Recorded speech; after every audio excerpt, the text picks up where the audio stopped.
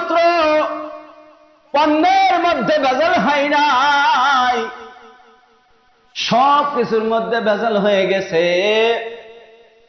দেখবেন, আমি আপনাদেরকে স্মরণ করাই দেই, এখন থেকে এই ১৬০০ বছর আগে থেকে নিয়ে বাংলাদেশে যখন আলেমদের উপরে, হক বলনেওয়ালার উপরে নির্যাতনের মহামারী চলতেছিল, যার আঙ্গুলের ইশারায় দুনিয়ার অর্ধেক এদিক ওদিক হয়, সে জুমার দিনে জুমার নামাজ পড়তে যাবে, জামা নাই। লোমহর্ষক ঘটনা। এটা হলো মুসলমানদের শিক্ষা, ইসলামের শিক্ষা। অর্ধেক পৃথিবীর বাদশা হওয়ার পরে যার জুমার দিনে পাঞ্জাবি গায়ে দেওয়ার মতো পাঞ্জাবি নাই,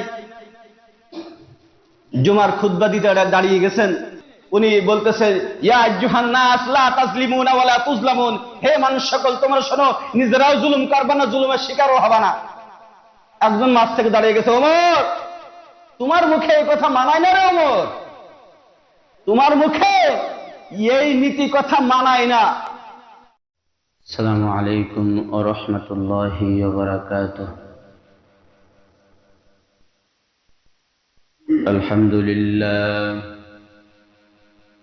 আলহামদুলিল্লাহ নাহমাদুহু ওয়া নাস্তাঈনুহু ওয়া নাস্তাগফিরুহু ونستغفره ونؤمن به ونتوكل عليه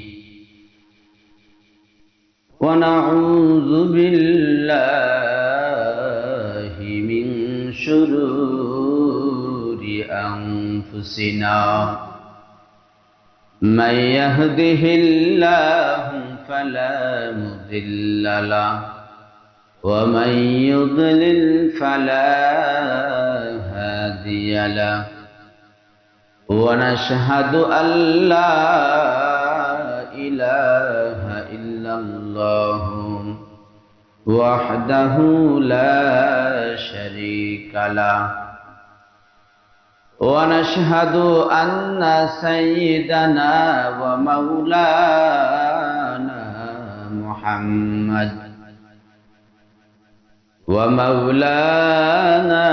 محمدا عبده ورسوله الذي أرسله الله تعالى بالحق بشيرا ونذيرا وداعيا إلى الله بإذنه وسراجا منيرا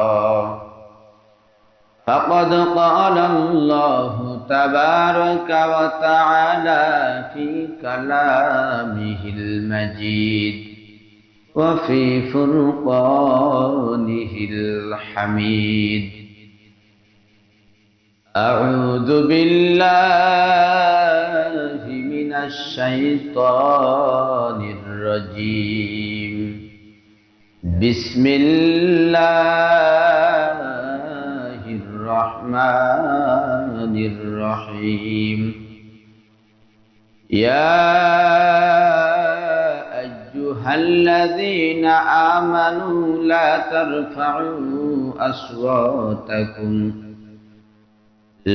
ترفعوا أصواتكم فوق صوت النبي ولا تجهروا له بالقول كجهر بعضكم لبعض أن تحبط أعمالكم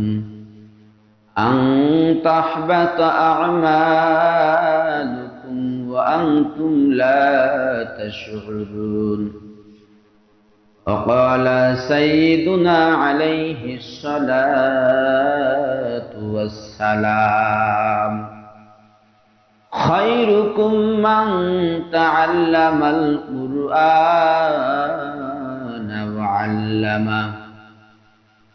وقال سبحانه وتعالى في شان حبيبه ইন্নাল্লাহা ওয়া মালাইকাতাহু ইউসাল্লুনা আলান নবী ইয়া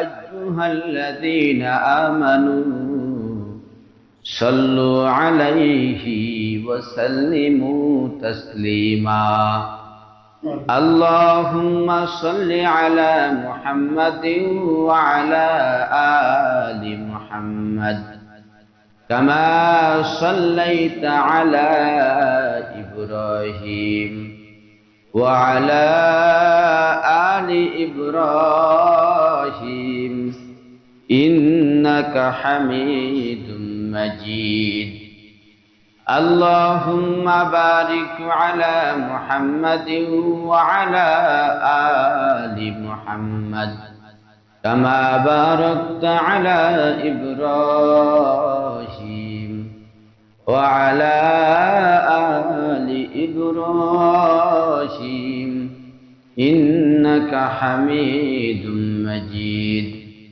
سبحانك لا علم لنا إلا ما علمتنا إنك أنت العليم الحكيم صدق الله العلي العظيم وصدق رسوله النبي الكريم ونحن على ذلك لمن الشاهدين والشاكرين والحمد لله رب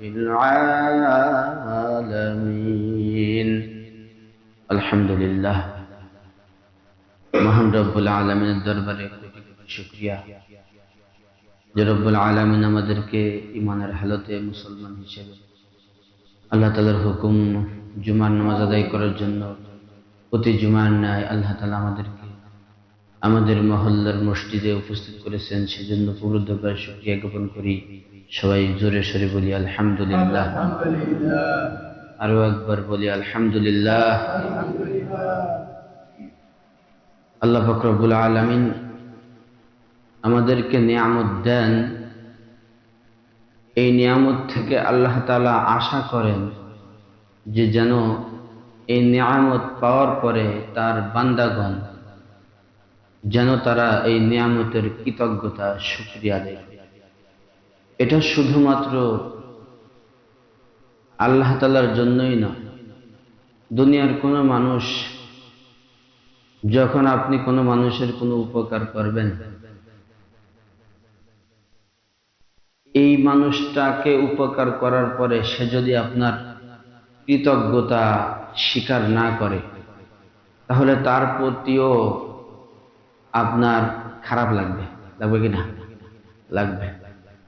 শুধু তাই না, একবার উপকার করেছেন, সে কৃতজ্ঞতা স্বীকার করে নাই, বরং অকৃতজ্ঞের মতো ব্যবহার করছে, কথা বলছে, দেখা যাবে পরবর্তীতে আপনি আর তাকে উপকার করতে চাইবেন।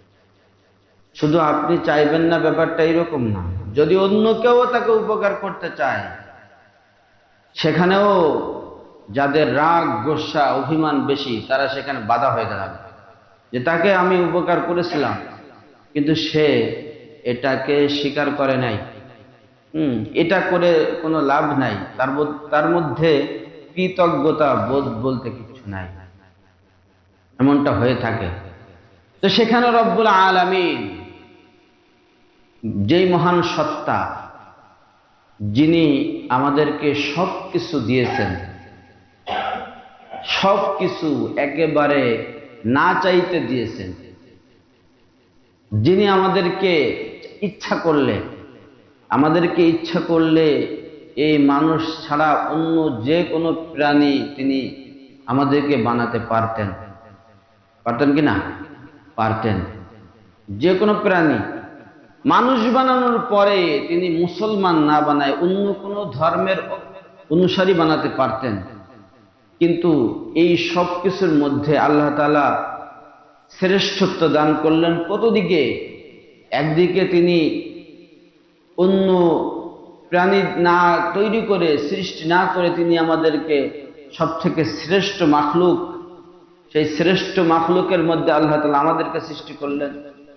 পরবর্তীতে তিনি এই শ্রেষ্ঠত্বের মধ্যে আবার আল্লাহ তাআলার পক্ষ থেকে যে মনোনীত ধর্ম, মনোনীত দিন ইসলাম, এই ইসলামের মধ্যে মুসলমান হিসেবে আমাদেরকে পাঠালেন। একজন মুসলমান পরিচয় দেওয়ার মতো পরিবেশ দান করলেন। তার উপরে আল্লাহ তাআলা সব থেকে বড় যে নিয়ামত আমাদের জন্য দিয়েছে সেটা হলো এমন নবীর উম্মত হিসেবে আমাদেরকে পাঠালেন, যেই নবীকে আল্লাহ তাআলা নবীদের মধ্যেও শ্রেষ্ঠত্ব দান করেছে। তাহলে শ্রেষ্ঠত্বের কোনো কমতি আমাদের মধ্যে নাই। এত কিছু বললেন, এত কিছু বলার পরে আল্লাহ তাআলা আবারও বলতেছেন, কুনতুম খায়রা উম্মাতিন উখরিজাত লিন-নাস, কুনতুম খায়রা উম্মাতিন উখরিজাত লিন-নাস, তোমাদেরকে শ্রেষ্ঠ নবী শুধুমাত্র বানানো হয় নাই, শ্রেষ্ঠ নবীর শ্রেষ্ঠ উম্মত বানানো হয় নাই, তোমাদেরকে উম্মতের মধ্যেও শ্রেষ্ঠত্ব দান করা হয়েছে। এখনো আমার বাবার সম্মান বেশি, বাবার সম্মান বেশি হলেই সন্তানের সম্মান বেশি হয়ে যায় না। হ্যাঁ হয়, বাবার কারণে। কিন্তু যখন সন্তান নিজের কোনো ক্রেডিট, কর্তৃত্ব থাকে, সেখানে তার সম্মান মর্যাদা আরো বেড়ে যায়। আল্লাহ পাক রব্বুল আলামিন একদিকে তো এত শ্রেষ্ঠত্ব দান করলেন, শ্রেষ্ঠ নবী দিলেন, শ্রেষ্ঠ নবীর উম্মত বানালেন। এই উম্মত, যতগুলো উম্মত আল্লাহ তাআলা দুনিয়াতে পাঠাইছেন, সব উম্মতের মধ্যে আল্লাহ তাআলা এই উম্মতকে উম্মত হিসেবে শ্রেষ্ঠতা দিলেন। কিরকম শ্রেষ্ঠ? আল্লাহ পাক রব্বুল আলামিন বলেন, কুনতুম খায়রা উম্মাতিন উখরিজাত লিন-নাস, তোমাদেরকে ইতিপূর্বে যত উম্মত, যত জাতি আমি দুনিয়াতে পাঠাইছি,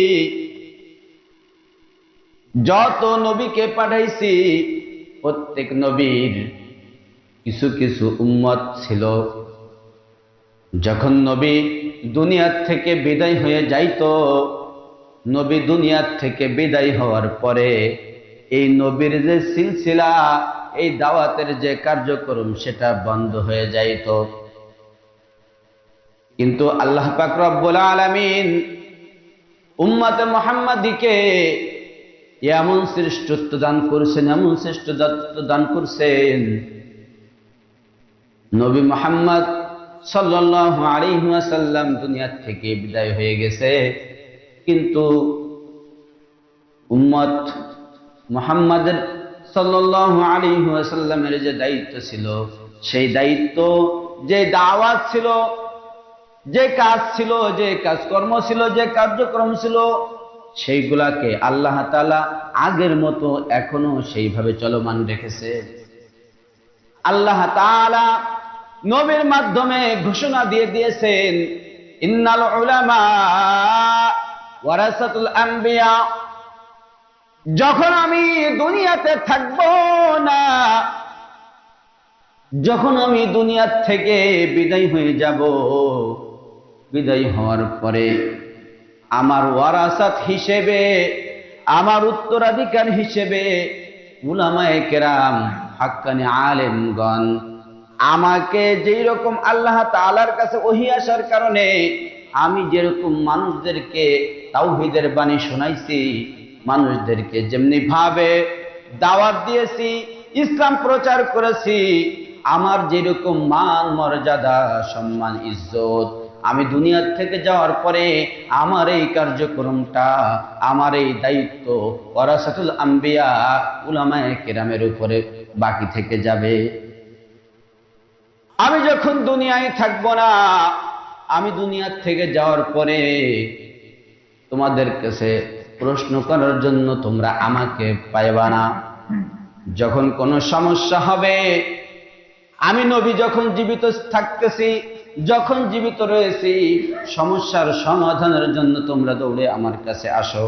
কিন্তু যখন আমি থাকবো না, যখন আমি দুনিয়ার থেকে বিদায় হয়ে যাব, প্রত্যেকটা বিষয়ের সমাধান দেওয়ার জন্য আমার পক্ষ থেকে আমার উত্তরাধিকারী হিসেবে উলামায়ে কিরাম অবশিষ্ট থেকে যাবে।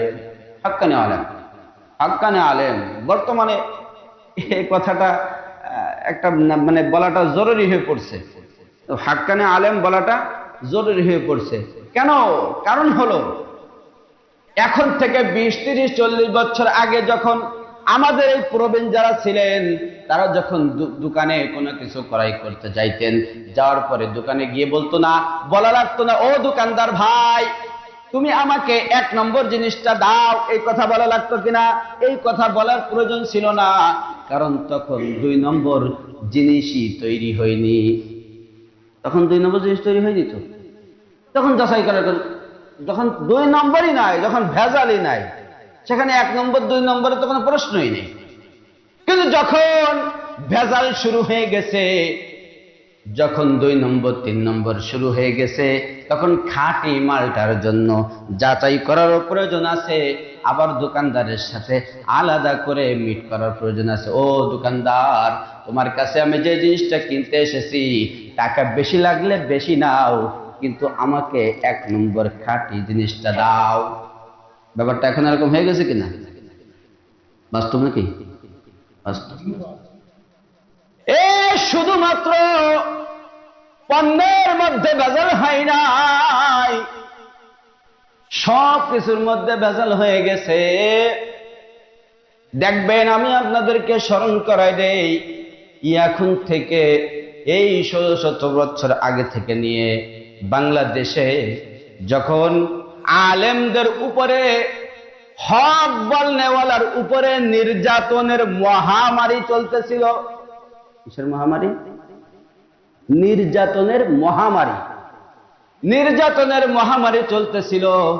সেই সময়ও কতজন দেখবেন তাদের উপরে কোনো চার্জশিট নাই, কোনো ওয়ার্নিং নাই, কোনো মামলা নাই, বিন্দাস তারা কথা বলতেছে, কোনো ঝামেলা নাই। কেন এমনটা কেন? আবার যখন দিন বদল হয়েছে, তারা আগে একদিকে কথা বলতো, এখন অন্যদিকে কথা বলে। বিষয়টা এর থেকে বোঝা যায়। এজন্য বলতেছিলাম, আল্লাহ রাসূল সাল্লাল্লাহু আলাইহি ওয়াসাল্লাম যে কোনো আলেমের কথা বলেন নাই। আবার অনেকে বলবে, হুজুর আপনারা নিজেরা আলেমদের কথা বলেন, তাহলে আমরা করবোটা কি? কিন্তু কিছু করার নাই। একজন ডাক্তার, একজন অভিজ্ঞ ডাক্তার বলতে পারে আরেক ডাক্তারের ব্যাপারে সে ভুল ডাক্তার নাকি সঠিক ডাক্তার। কি বলেন? আমাদের মধ্যে যারা ডাক্তার আছে, যে কোনো ব্যক্তিকে একজন ডাক্তারকে বলে, তুমি উল্টোপাল্টা চিকিৎসা করতেছো, এই কথা বলতে পারবে? পারবে না। পারবে কে? যে প্রকৃত অভিজ্ঞ ডাক্তার, সে বলতে পারবে। কি বলেন? যে কেউ বলতে পারবে না। এখন একজন ব্যক্তি ভুল চিকিৎসা করতেছে, সমাজে ভুল চিকিৎসা করতেছে, সমাজের মানুষদেরকে, অসুস্থ মানুষদেরকে চিকিৎসা করতেছে, কিন্তু চিকিৎসাটা কি? ভুল। কারণ তার কোনো অভিজ্ঞতা নাই।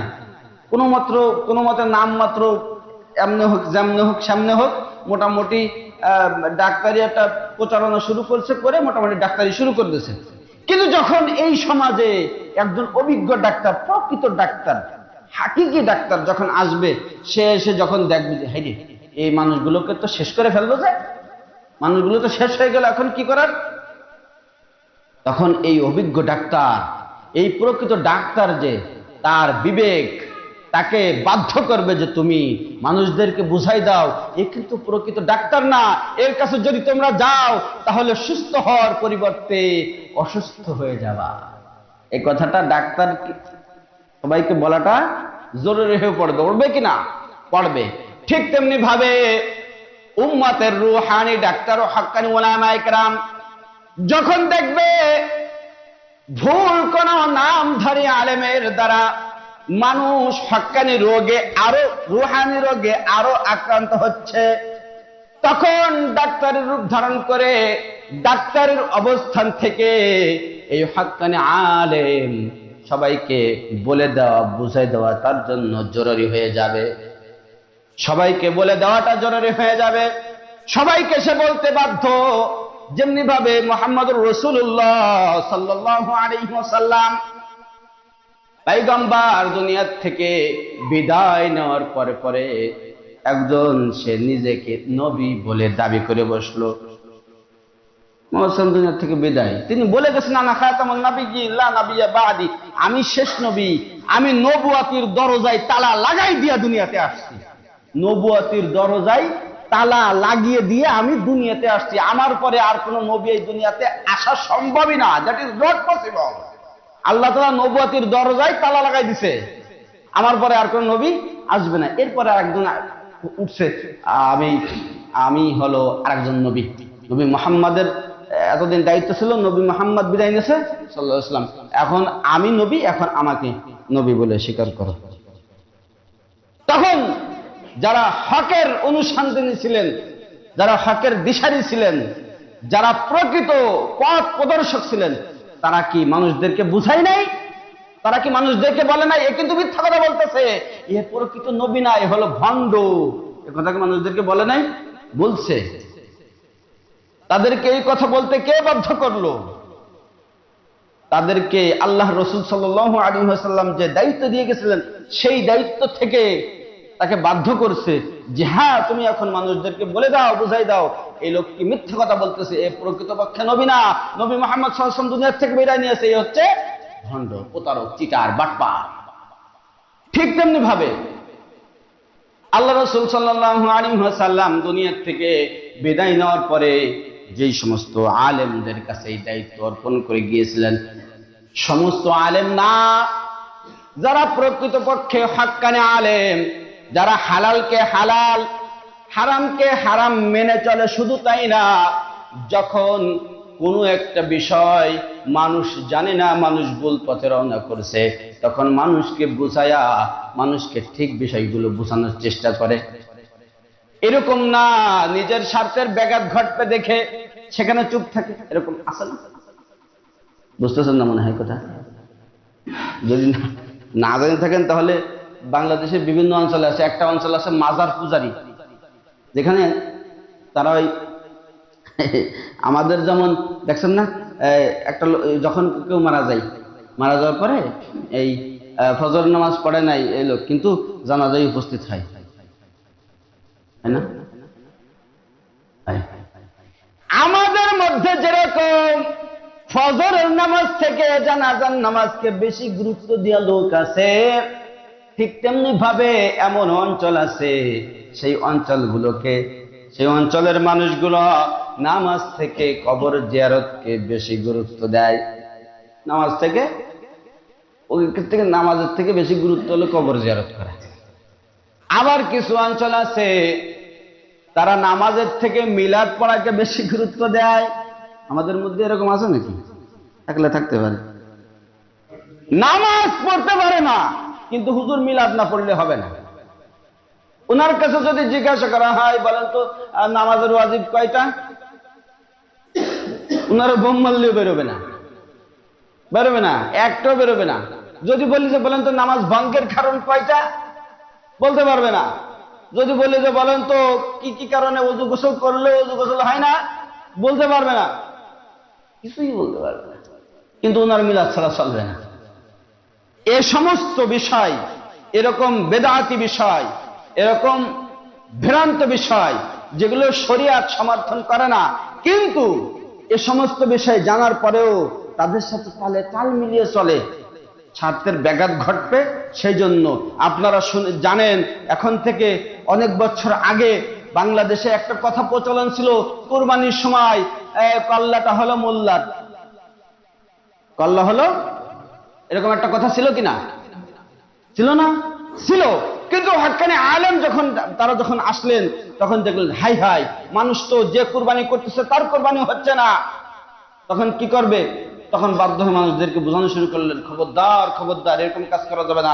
কুরবানির প্রাণীর থেকে সামান্য পরিমাণ কোনো অংশ কোনো বিনিময় দেওয়া যাবে না, দিলে কুরবানি হবে না। কিন্তু যদি তারা চিন্তা করতে যে আমিও তো যতগুলো জবেহ করব, প্রত্যেকটার মাথা তো আমিও পাবো, তাহলে আমি বলবো কেন? আমি বলবো কেন?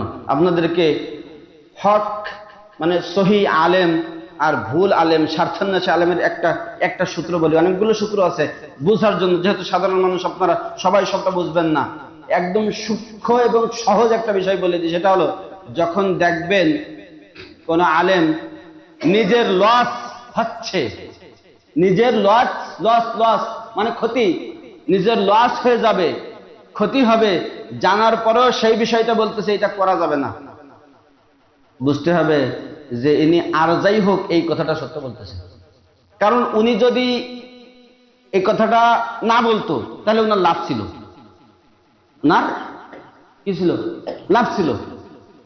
কিন্তু উনি এই কথা বলতেছে নিজের লস জেনেও, তারপরে বলতেছে, বুঝতে হবে যদি আর যাই হোক এই কথাটা সঠিক বলতেছে। আবার এইটা দেখে বোঝা যাবে মোটামুটি যে ইনি হাক্কানি মানে সঠিক নাকি বেঠিক, ভুল। একটা সময় বাংলাদেশের থেকে যখন দুর্দিন চলতেছিল, সেই সময় আলেম তো বাংলাদেশ ভরা ছিল, কিন্তু সব আলেম কি এই কথা বলছে? বলে নাই। সব আলেম কিন্তু বলে নাই। যারাই বলছে হয়তো তার মধ্যে বেশিরভাগই, মানে এই ইল্লা মাশাআল্লাহ দুই একজন হয়তো বাইরে থাকছে, বাকি বেশিরভাগই কেউ হয়তো আয়না করে, কেউ এ করে, কেউ সে করে, কেউ এখানে ওখানে সেখানে গুম হত্যা, মানে বিভিন্ন ভাবে অপমানিত, লাঞ্ছিত, হয়রান তাদের হওয়া লাগছে। শুধু তাই না, আমরা কতদিন আলোচনা করছিলাম আলেমদের ভূমিকা নিয়ে, কথা প্রসঙ্গে চলে আসতেছে। এই আলেমরা দেখেন, একটা সময় 2020 সালের পরবর্তীতে আমাদের দেশে করোনা আসছিল কিনা? করোনাকে সরকারি ভাবে এমন গুরুত্ব দেওয়া হয়েছিল, মানুষ মসজিদের নামাজ পর্যন্ত পড়তে আসতো না। এরকম হয়েছিল কিনা আপনাদের অঞ্চলে? হয়েছিল না? হয়েছিল। আমি নিজে অনেক রোগীকে দেখতে গেছি, রোগী বলতেছে, হুজুর আপনি আইসেন না আমার কাছে। কেন? ডাক্তার বলছে কি যে আমার কাছে আসলে যে আসবে সে আক্রান্ত হবে। তাই আমি বললাম, ব্যাপারটা কি আসলে তাই? আপনার স্ত্রী সন্তান কি আসতেছে না? কেন? ওরা তো আমাকে আরো কত আগে থেকে আলাদা করে দিয়েছে, ও ওখানে ভাত রেখে যায়, ওখান থেকে ভাত আমি একা একাই এনে খাই। এরকম একজন না, অসংখ্য জন। কিন্তু যেই সময় এরকম মানে এই রোগে আক্রান্ত হয়ে, এই রোগ হোক যেই রোগ হোক, আক্রান্ত হয়ে যখন তারা মারা যাচ্ছিল, অনেকেই মারা গেছে কিনা? মারা গেছে। মারা যাচ্ছিল, মারা যাওয়ার পরে তাকে দাফন করার মতো কোনো লোক নাই, তাকে গোসল দেবে লোক নাই, কাফন পরানোর লোক নাই। এই লোকগুলাকে এই উলামায়ে কেরামরাই গিয়ে বিনা স্বার্থে, কেরুর কোনো কথার প্রয়োজন পড়েনি, নিজেদের মতো করে তাকে একদম মুসলমানকে যতটুকু সম্মান শ্রদ্ধা করার মতো অতটুকু সম্মান শ্রদ্ধা করেই তাকে কি করছে? দাফন করছে। কিন্তু দুর্ভাগ্য আমাদের, এই বিষয়গুলো আমরা দেখেও বুঝি না। আজকে দেখেন কত কথা, মানে ইউটিউব ফেসবুক মানে মিডিয়া খুললেই কত ধরনের কথা। মোল্লাদের কাছে ক্ষমতা দেওয়া যাবে না, এদের কাছে দিলে এরা এটা করবে, ওইটা করবে, সেটা করবে, কি বলে হাত কেটে ফেলবে, তারপরে পা কেটে ফেলবে, হ্যাঁ আরো কত কি। আমি বলি যে যদি ব্যাপারটা এমন হয়, যদি চুরি করার কারণে হাত কাটার এই আইন জারি থাকাতে বাংলাদেশের মানুষ যদি এক হাতওয়ালা বাঙালি হয়ে যায়, তাহলে সৌদি আরবের মানুষের একটাও হাত থাকতো না। সৌদি আরবে কি এই আইনটা চালু আছে না? আছে। সৌদি আরবের মানুষের কি হাত দুইটা আছে? আছে, হ্যাঁ আছে। আফগানিস্তানে এই আইন চালু করেছে না? আফগানিস্তানের মানুষের কি একটা হাতও কমছে? কমে নাই। তাহলে আসলে ব্যাপারটা এরকম না। কারণ হলো, যখন কোন রোগে কেউ আক্রান্ত হয় তখন তার থেকে ট্রিটমেন্ট আছে, একটা চিকিৎসা আছে। তা চোর যেই সমাজে চুরি থাকবে, এই চুরির চিকিৎসা হলো আল্লাহ তাআলার পক্ষ থেকে এই বিধান, যদি তোমাদের সমাজে তোমাদের রাষ্ট্রে চুরি হয় তাহলে তার হাত কেটে দাও। হাত কেটে দেওয়ার দ্বারা এক জেলায় মাত্র একজনকে হাত কেটে দাও, ওই জেলায় চুরি বন্ধ হয়ে যাবে ইনশাআল্লাহ। কি বলেন? এক জেলায় ধর্ষণ করার কারণে তাকে পাথর মেরে হত্যা করে দাও, ওই জেলায় আর জীবনও ধর্ষণ হবে না, গ্যারান্টি, 100% গ্যারান্টি। দেখ করে দেখেন যদি এরকম আইন হয়। আফসোস, আমি মাঝে মধ্যে প্রায় বলি যে মানুষ যখন জন্ম নেয়, আমি প্রায় জায়গায় বলি, মানুষ যখন জন্ম নেয়, আমাদের এক উস্তাদ বলতেন, যশোরের বাড়ি, উনি বলতেন যে মানুষ যখন জন্ম নেয় মুসলমান, তাফসিরে বাইজবির অনুযায়ী, তাফসির অনুযায়ী সেই মানুষটা হলো কি বলে, এই মুসলমান হিসেবে দুনিয়ায় জন্মগ্রহণ করে। শুধু তাই না, সে নিষ্পাপ হয়ে জন্ম নেয়। কিন্তু আমরা এক হতভাগা বাঙালি, আমরা বাংলাদেশে যখন জন্ম নিই, কেমন যেন একটা গুনাহ, একটা পাপ সাথে করে জন্ম নিই। কেন আমরা বাংলাদেশে জন্ম নিলাম? এটা হলো আমার জন্মসূত্রে একটা পাপ। কেন আমি বাংলাদেশে জন্ম নিলাম? দুনিয়ায় এত দেশ থাকতে আমি কেন বাংলাদেশে জন্ম নিলাম? এটা হলো আমার অপরাধ। হযরত উমর ফারুক রাদিয়াল্লাহু আনহু, তিনিও শাসক ছিলেন। উমর ফারুক রাদিয়াল্লাহু আনহু, এ ব্যাপারে তো সবাই জানে। উমর ফারুক রাদিয়াল্লাহু আনহুর কাছে, কাকা কথা বলবেন নি? উমর ফারুক রাদিয়াল্লাহু আনহু, তিনি জুমার দিন তিনি কি করবেন? জুমার নামাজ পড়াবেন। পোশাক পরতেছেন, জুমার দিন আমরা একটু ভালো পোশাক পরি কিনা?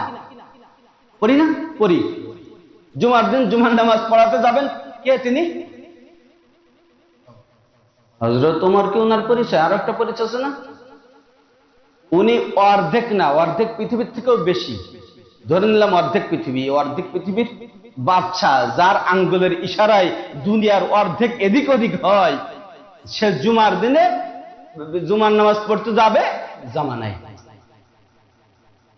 এটা কি কোনো কিচ্ছা কাহিনী? ইচ্ছা ঠিকই, ঘটনা ঠিকই, লোমহর্ষক ঘটনা। এটা হলো মুসলমানদের শিক্ষা, ইসলামের শিক্ষা। অর্ধেক পৃথিবীর বাদশা হওয়ার পরে যার জুমার দিনে পাঞ্জাবি গায়ে দেওয়ার মতো পাঞ্জাবি নাই, জুমার খুতবা দিতে দাঁড়িয়ে গেছেন। আমি যেরকম আলোচনা করতেছি, ওনারা তো একবারই খুতবা দেন, একবারই খুতবা দিচ্ছে। আরবিতে দুটা খুতবা হয় না জুমার দিনে? উনি বলতেছে, ইয়া আইয়ুহান নাস লা তাজলিমুনা ওয়া লা তুজলামুন, হে মানুষ সকল, তোমরা শোনো, নিজেরাও জুলুম করবে না, জুলুমের শিকারও হবে না। একজন মাছ থেকে দাঁড়িয়ে গেছে, ওমর, তোমার মুখে এই কথা মানায় না রে ওমর, তোমার মুখে এই নীতি কথা মানায় না। এই কথা বলার সাথে উমরের খুতবা থেমে গেছে, থমকে দাঁড়ায় গেছে উমর। বলতেছে, গনিমতের মাল থেকে আমরা যে কাপড় পেয়েছি, সেই কাপড় দিয়ে আমাদের একজনের পাঞ্জাবি ভালো মতো হয় না।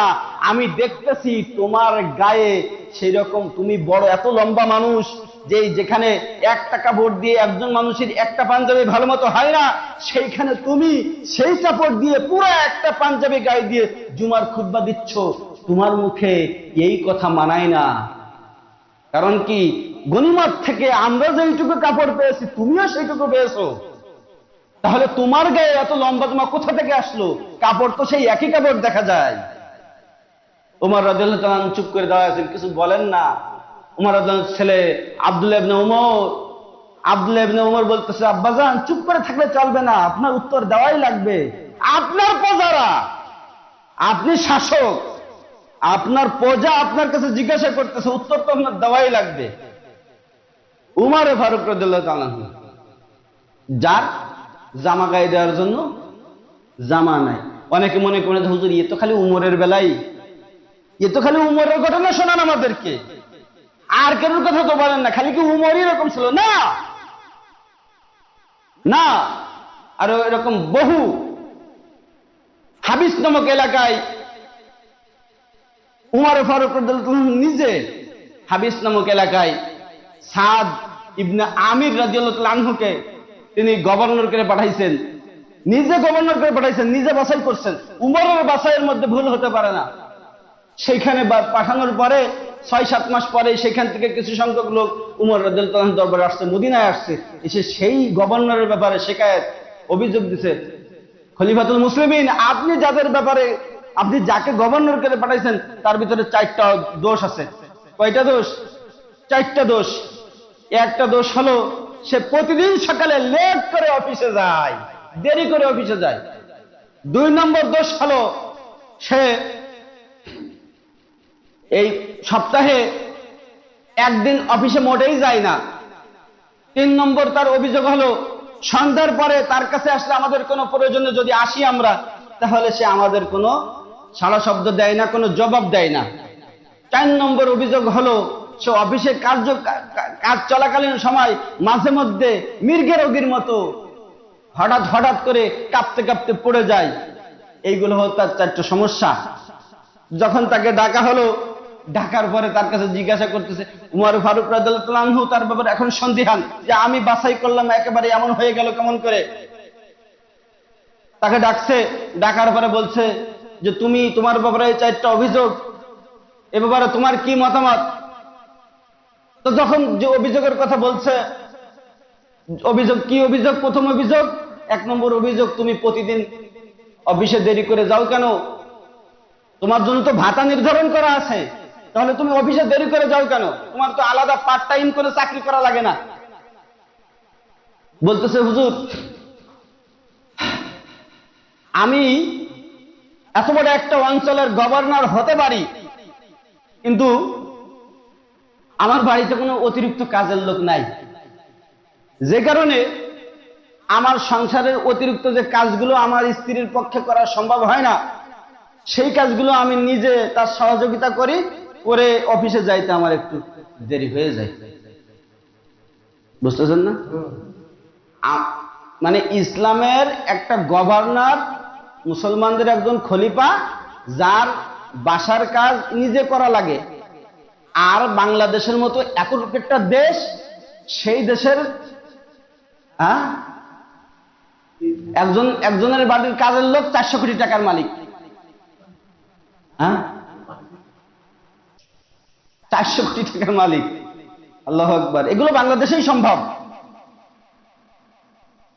এখন উমর ফারুক রাদিয়াল্লাহু আনহু চিন্তা করে কি করব আমি, তাহলে কি বলবো, কি দোষ দিব তাকে আমি? তার যে ভাতা, তার তো অতিরিক্ত কাজের লোক রাখার মতো তার টাকা নাই, সে কি করবে? কাজ তো করাই লাগবে। দ্বিতীয় প্রশ্ন, তুমি প্রতিদিন যখন অফিস থেকে ফিরে আসো সন্ধ্যার পরে, তোমাকে আর পাওয়া যায় না কেন? বলে যে হুজুর, আমার বাচ্চাদেরকে কোরআন পড়ানোর জন্য আমি অতিরিক্ত একটা মাস্টার রাখতে পারি না, এদিকে আমার স্ত্রীর শারীরিক কন্ডিশন খুব একটা ভালো না, আমার বাচ্চাদেরকে আমি তাদেরকে একটু সময় দেওয়ার চেষ্টা করি এবং তাদেরকে একটু তালিম তরবিয়ত দেওয়ার চেষ্টা করি, আমি সুযোগ পাই না। তাহলে রাত্রে, বেশি রাত্রে তুমি কি করো? এরপরে তুমি কি করো? বলে যে হুজুর, এরপরে আমি যখন সাংসারিক কাজ, যখন দুনিয়ার সব ঝামেলা শেষ হয়ে যায়, সবাই যখন ঘুমায় যায়, তখন আমি রাত্রে যেই প্রভু আমাকে সৃষ্টি করছেন, সেই প্রভুর সান্নিধ্যে গিয়ে সারা রাত দাঁড়ায় দাঁড়ায় নামাজ আদায় করি। ইন্দ্রা হলেন দেশের এক একটা গভর্নর, যাদের সব কাজ শেষ করে রাতের বেলার নিয়মটা কি? দাঁড়ায় দাঁড়ায় নামাজ আদায় করা। ইন্দ্রা যখন ফজরের নামাজ আদায় করে যখন অফিসে যাবে, ইনাদের মুখ থেকে যেই কথাগুলো বের হবে, এটা আল্লাহ তাআলার যদিও সরাসরি ওহী না, কিন্তু ওহীর থেকে খুব একটা কম কিছু না, আল্লাহ তাআলার পক্ষ থেকেই হবে। আর আমাদের দেশের নেতাদের অবস্থা, সারা রাত নারী আর মদ নিয়ে ব্যস্ত থাকে। শেষ রাত্রে যখন ফজরের আজান হয়, এরপরে তারা ঘুমোয়, আর ঘুম থেকে 11টা 12টার দিকে এরপরে মাতাল অবস্থায় ঘুম ঘুম চোখে নিয়ে অফিসে যায়। যে বুলি তাদেরকে শোনায় দেওয়ায় সেটা খানিক ওখানে বলে বাড়ি চলে আসে। জানে না যে কি আমাকে কি বলে দেওয়া হলো আর আমি কি বলে আসলাম।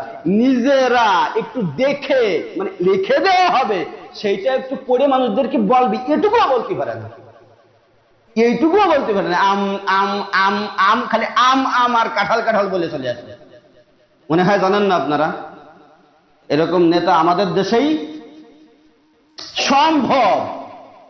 বাংলা দেখে পড়তে পারে না, সে হয়ে যায় আবার সংসদ সদস্য।